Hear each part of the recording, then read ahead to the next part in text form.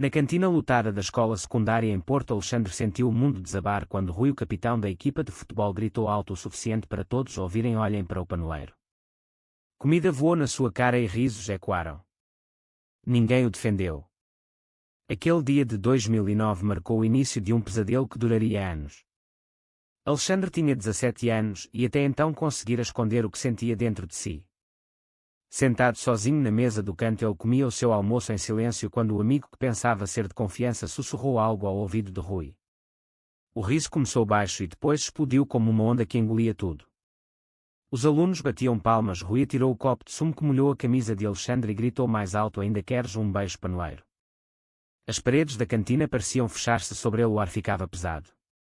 Ele levantou-se trêmulo com os olhos cheios de lágrimas e correu para fora, ignorando os gritos que o seguiam. Em casa, a mãe olhou para ele com pena, mas não disse nada de útil.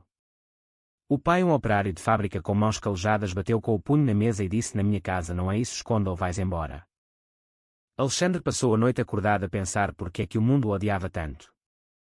No dia seguinte na escola os olhares eram piores que os insultos. Os corredores pareciam um campo minado. Ele evitava a cantina, comia no pátio sozinho. Os professores fingiam não ver. Um deles até lhe disse que talvez devesse ser mais discreto. A pressão familiar aumentava. A mãe queria que ele namorasse a filha de uma vizinha. O pai ameaçava cortar o dinheiro para os estudos se ele não mudasse. Alexandre sentia o peito apertado como se uma mão invisível o esmagasse. Ele começou a estudar como nunca para fugir. As noites eram longas, cheias de pensamentos que o consumiam. Será que um dia alguém o aceitaria? Será que ele próprio se aceitaria? Os meses passaram e o bullying não parava. Rui e o seu grupo esperavam-no à saída da escola, empurravam-no, chamavam-lhe nomes. Uma vez quase o espancaram, mas um professor apareceu a tempo. Alexandre não contou a ninguém. Guardava tudo dentro de si como um segredo tóxico. A família continuava a pressionar. Durante o jantar o pai falava de homens a sério que casavam e tinham filhos. A mãe baixava os olhos e dizia que era para o bem dele. Alexandre sentia a raiva crescer, mas também a culpa. Ele amava os pais, mas eles não o amavam como ele era. No fim do ano letivo ele terminou o secundário com notas excelentes, mas o coração partido. Decidiu ir para a universidade em Lisboa, longe de tudo. Ao despedir-se da mãe, ela chorou e disse: volta quando estiveres normal. O pai nem se despediu. No comboio para Lisboa, Alexandre olhou pela janela e prometeu a si mesmo que nunca mais deixaria ninguém o destruir. Chegou à capital com uma mala pequena e um coração cheio de medo e esperança. A cidade era maior, barulhenta, mas anônima. Ele alugou um quarto pequeno perto da Faculdade de Direito e começou a estudar com fúria. As primeiras semanas foram solitárias. Ele evitava festas e grupos. Mas lentamente fez alguns amigos que não sabiam do seu passado. Ainda assim as noites eram difíceis. Os flashbacks da cantina vinham como ondas. Ele acordava suado a ouvir os risos. O peso da família ainda o sufocava. Telefonemas da mãe eram sempre os mesmos: perguntas sobre namoradas, conselhos para ser mais homem. Alexandre mentia, dizia que estava bem. Dentro de si a luta continuava. Ele questionava se algum dia poderia ser feliz sendo quem era. A cidade de Lisboa, com as suas ruas inclinadas, e o rio Tejo parecia oferecer uma nova chance, mas o passado seguia-lo como uma sombra. Ele juntou-se a um grupo de estudo e lá encontrou pela primeira vez alguém que o olhava de forma diferente. Mas o medo era maior que o desejo. Ele afastou-se. Os meses transformarão-se em anos. Alexandre formou-se com distinção e começou o mestrado. O seu foco era direitos humanos, especialmente os de minorias. Ele não falava do motivo, mas todos sabiam que havia uma dor profunda por trás. A família continuava distante. O pai teve um problema de saúde e Alexandre mandou dinheiro, mas não visitou. A culpa misturava-se com a raiva. Ele pagava o preço de ser livre. No fim do mestrado ele conseguiu um estágio num escritório de advogados que defendia causas sociais. Lá ele encontrou o seu caminho. Começou a trabalhar com jovens em crise. Mas o passado ainda o assombrava. Uma noite num evento ele viu um rapaz parecido com Rui e o pânico voltou. Ele saiu cedo. A vida em Lisboa era melhor que em Porto, mas a ferida não cicatrizara. Ele sabia que um dia teria de enfrentar tudo. E esse dia estava a aproximar-se sem ele saber. Anos depois, Alexandre tinha 32 anos e era um advogado respeitado em Lisboa especializado em direitos das minorias sexuais. O seu escritório pequeno mas eficiente ficava numa rua tranquila perto do Bairro Alto. Ele ajudava jovens que sofriam o mesmo que ele sofrera. A fundação que criara com colegas dava apoio psicológico e legal gratuito. Ele vivia num apartamento modesto com vista para o rio e tinha um parceiro chamado Rafael, um professor de história calmo e paciente. Mas mesmo com o sucesso, a dor do passado não desaparecera. As chamadas da mãe ainda vinham cheias de cobranças. O pai nunca perdoara. Alexandre evitava visitas a Porto. Uma tarde no escritório ele recebeu um caso anónimo. Um jovem de 16 anos chamado Lucas, de uma família de Porto. O relatório falava de bullying grave, depressão e uma tentativa de suicídio. O pai do rapaz era um empresário local conhecido por ser conservador. Alexandre leu o nome do pai e o sangue gelou. Rui Ferreira. O mesmo Rui que o humilhara na cantina. O filho de Rui estava a passar pelo inferno que ele conhecera. O coração de Alexandre bateu forte. Ele fechou o ficheiro e ficou a olhar pela janela durante horas. Por que é que o destino lhe fazia isto? Vingança seria fácil. Deixar o rapaz sofrer seria justiça. Mas algo dentro dele não deixava. Ele recordou o seu próprio desespero na cantina, os risos, o abandono. Lucas não tinha culpa. Alexandre sentiu o conflito crescer como uma tempestade. Rafael notou a mudança e perguntou o que se passava. Alexandre contou pela primeira vez a história toda. Rafael ouviu em silêncio e disse: tens de decidir se queres curar ou ferir. Alexandre passou noites sem dormir. Flashbacks misturavam-se com imagens do rapaz desconhecido. Ele decidiu investigar discretamente.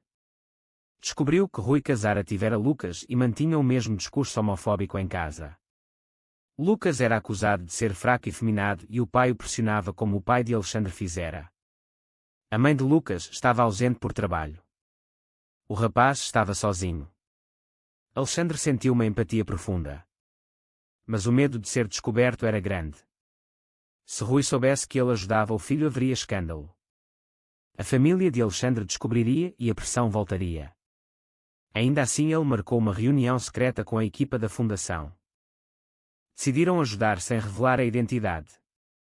Alexandre enviou fundos anónimos para terapia privada e orientou os conselheiros por e-mail codificado. O preço era alto.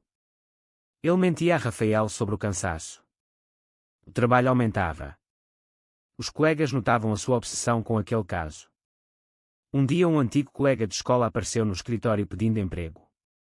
Era o mesmo que traíra Alexandre na cantina anos antes.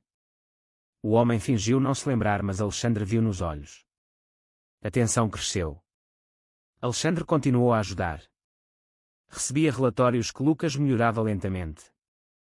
O rapaz escrevia cartas anónimas de agradecimento que chegavam à fundação.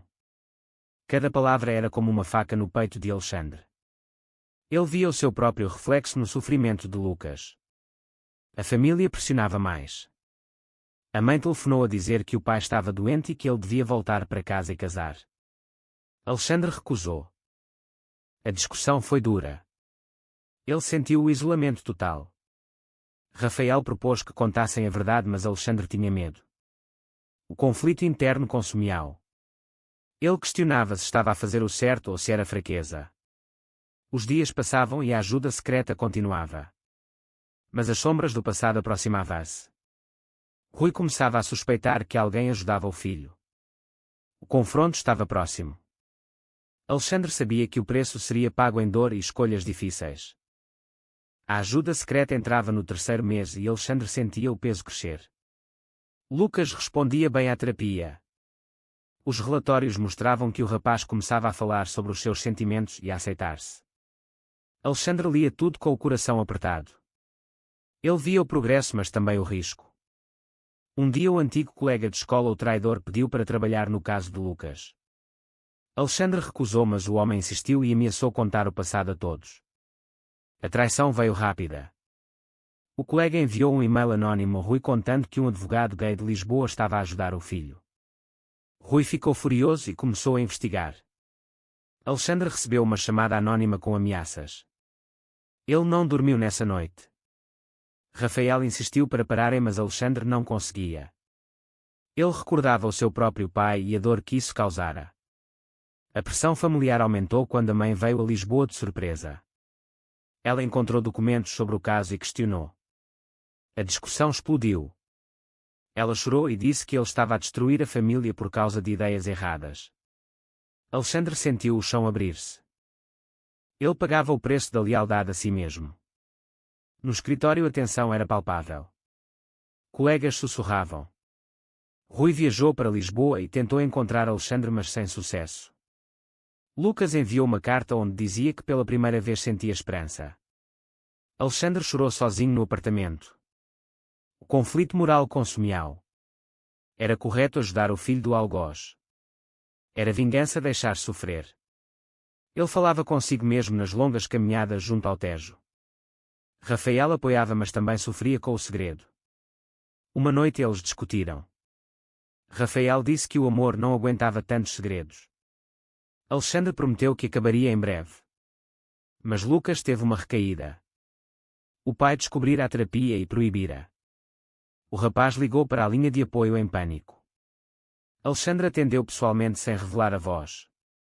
Ele acalmou o rapaz e prometeu continuar. O risco era máximo.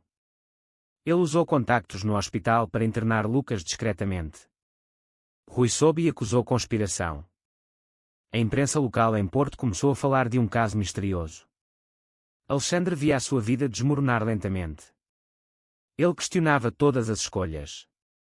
O preço era a solidão, o medo constante, a dúvida.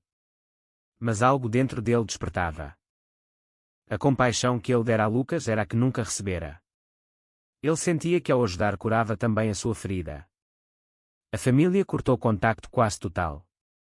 O pai mandou uma carta curta dizendo que ele era uma desgraça. Alexandre leu e guardou. A dor era profunda, mas não o parou. Rafael ficou ao lado apesar de tudo. Eles passeavam à noite em silêncio. Alexandre sabia que o clímax se aproximava. Rui planeava vir a Lisboa confrontar. O antigo colega preparava mais traição. A escolha final estava perto. Alexandre preparava-se para o pior, mas também para a libertação. O confronto veio numa tarde chuvosa de outono. Rui entrou no escritório de Alexandre sem aviso. O rosto vermelho de raiva. Ele gritou que sabia de tudo e que Alexandre era um doente a corromper o seu filho. Os advogados tentaram acalmar, mas Alexandre levantou-se calmo. Ele olhou nos olhos de Rui e disse: Eu sei quem tu és e o que fizeste comigo na cantina. Rui ficou mudo por um segundo, depois riu com desprezo. Os dois homens ficaram frente a frente. Alexandre contou o sofrimento de anos, a família que o rejeitara, o isolamento. Rui negou primeiro, depois admitiu, mas disse que era para o bem. Alexandre sentiu a raiva subir, mas controlou. Ele explicou que Lucas não merecia o mesmo. Rui acusou de vingança disfarçada. A discussão foi dura, palavras voavam como facas. Alexandre sentiu o peito apertar, mas manteve a voz firme. Rui saiu ameaçando processar tudo. No dia seguinte, a traição do antigo colega veio a público. Um artigo num jornal de Porto expunha o passado de Alexandre e ligava ao caso de Lucas. A família ligou em fúria. A mãe chorava ao telefone, o pai amaldiçoava. Alexandre perdeu 2 clientes importantes. Rafael foi pressionado no trabalho. O preço era visível. Alexandre questionava tudo. Tinha valido a pena? Ele foi visitar Lucas no hospital em segredo. O rapaz não sabia quem ele era, mas agradeceu ao homem que salvara a sua vida. Alexandre saiu com lágrimas. Aquele momento foi o ponto de viragem. Ele percebeu que a ajuda não era para Rui nem para vingança, era para Lucas e para o rapaz que ele fora. A fundação recebeu doações inesperadas de pessoas que leram a história e apoiaram. Mas a pressão social era grande. Em Porto, Rui perdia respeito. A mulher dele ligou a Alexandre em privado a agradecer. O conflito interno de Alexandre atingiu o pico. Ele falou com Rafael durante horas sobre perdão e justiça. Rafael disse que só ele podia decidir. Alexandre decidiu continuar, mas com transparência parcial. Ele escreveu uma carta anónima a Lucas contando partes da história sem nomes. O rapaz respondeu com gratidão. Rui tentou um último ataque legal, mas o caso foi arquivado. Alexandre pagou o preço com noites de insônia e dúvidas, mas também ganhou força. A família lentamente amoleceu. A mãe veio visitá-lo e pela primeira vez ouviu sem julgar. O pai ainda distante, mas parou as acusações. Alexandre sentia o despertar. Ele não esquecia, mas seguia em frente. O preço fora alto, mas a recompensa era a paz interior. Lucas recebeu alta e voltou para casa com apoio contínuo. Ele começou a estudar e a aceitar-se. Alexandre seguia de longe com orgulho silencioso. Rui nunca pediu desculpas, mas parou os ataques. Uma carta chegou ao escritório sem remetente. Dentro só dizia obrigado. Alexandre soube que era de Rui. O ciclo fechava-se.